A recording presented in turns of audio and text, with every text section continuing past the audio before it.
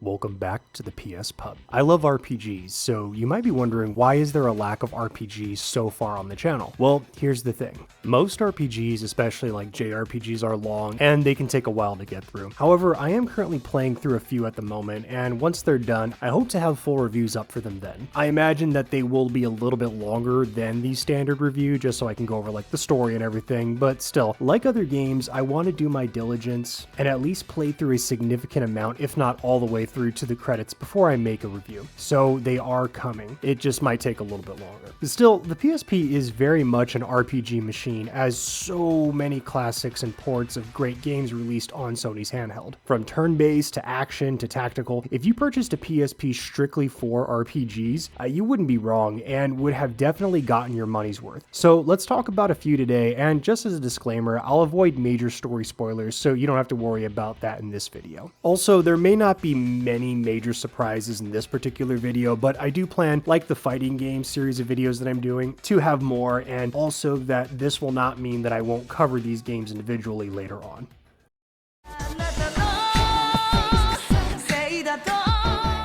Persona 1, 2, and 3 Portable.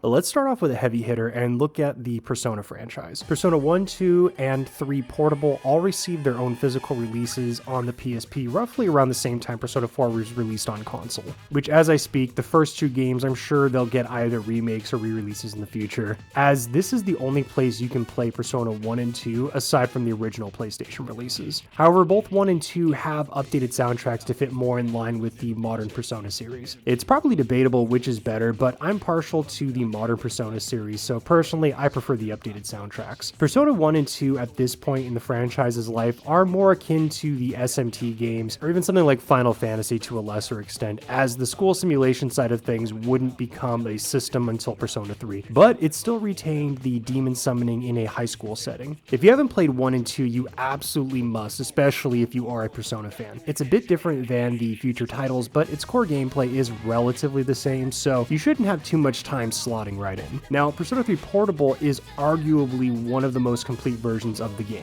sporting a new female protagonist in Kitone as well as the original MC. You have access to all new social links in the forms of your male companions if you go the FemC route. However, the exploration in the overworld is relegated to menus, and you'll also miss out on the expansion entitled The Answer.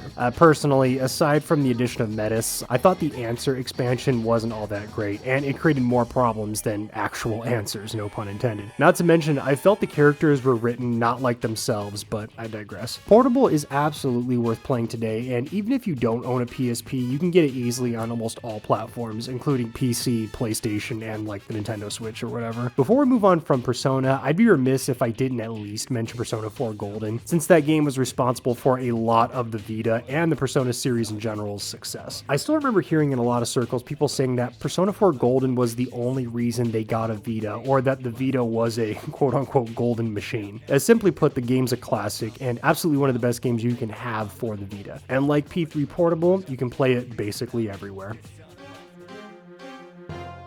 Untold Legends.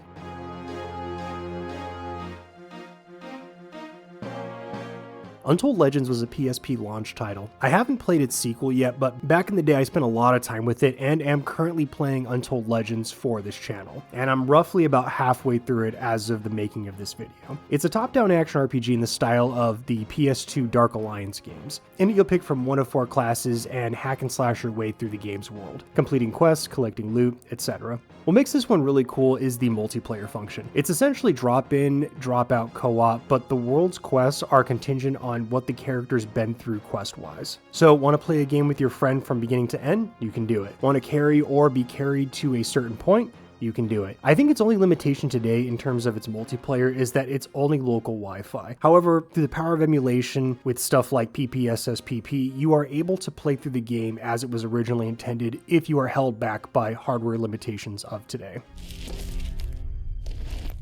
Final Fantasy 1, 2, and 4.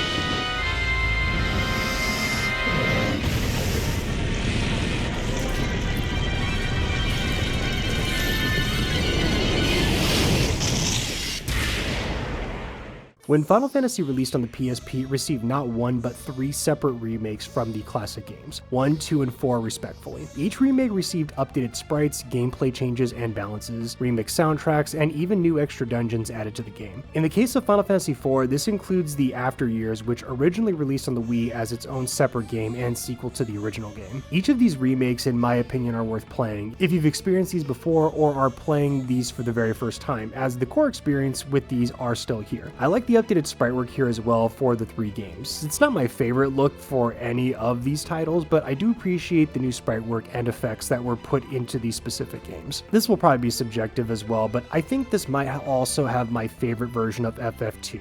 OST, especially the Boss B theme with that Egyptian style vibe to it, man, I just freaking love it. And again, I think this is probably the best way to play Final Fantasy II.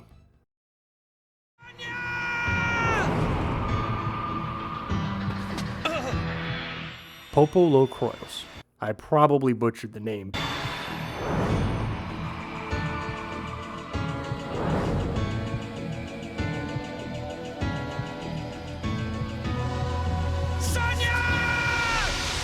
I'm quite literally playing this one literally as I speak at the moment. I'm not super far into it, but so far I am really enjoying it. In PoPoLoCrois, you'll take control of the prince as he journeys across PoPoLoCrois in order to save his mother. That's the gist of the story, but I trust I will have more to say when I'm ready to do a proper review. The game is a turn-based RPG, but what makes it pretty interesting is that you can move to different areas of the battlefield. This is to set up attacking via your weapons, magic, etc. But it can also be used strategically in order to dodge enemy attacks. This is my first time playing through any of the PoPoLoCrois games, and so far, I'm loving it. The gameplay is solid, and the vibe overall is just a wonderful, whimsical adventure. I'm nowhere near close to beating it, but even now, I say give it a shot, if you're even remotely interested in this game.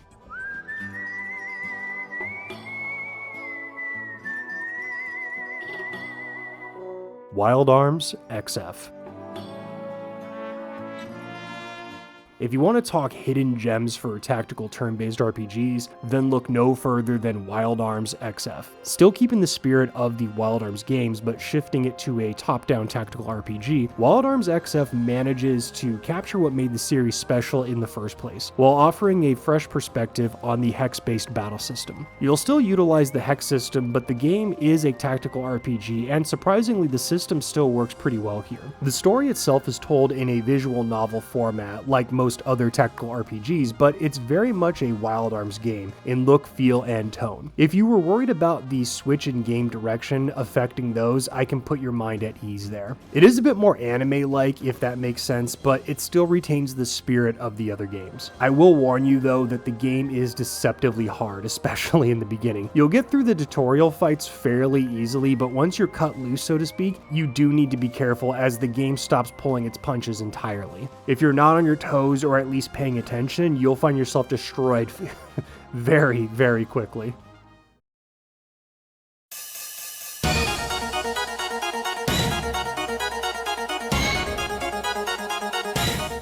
Ys 1, 2, Ark of Nepistrum, 7, and Oath in Felghana.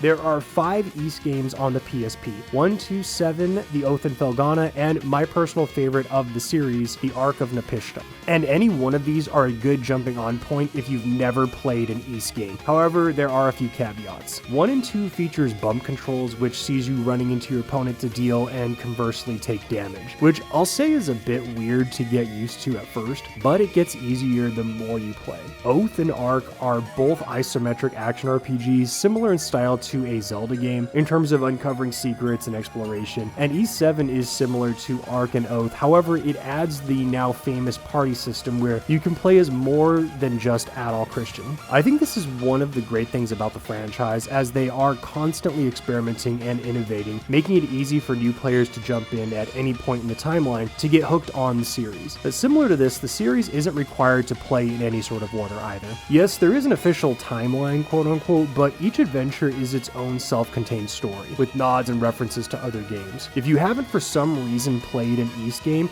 do it. I promise no matter where you start, you'll absolutely enjoy it.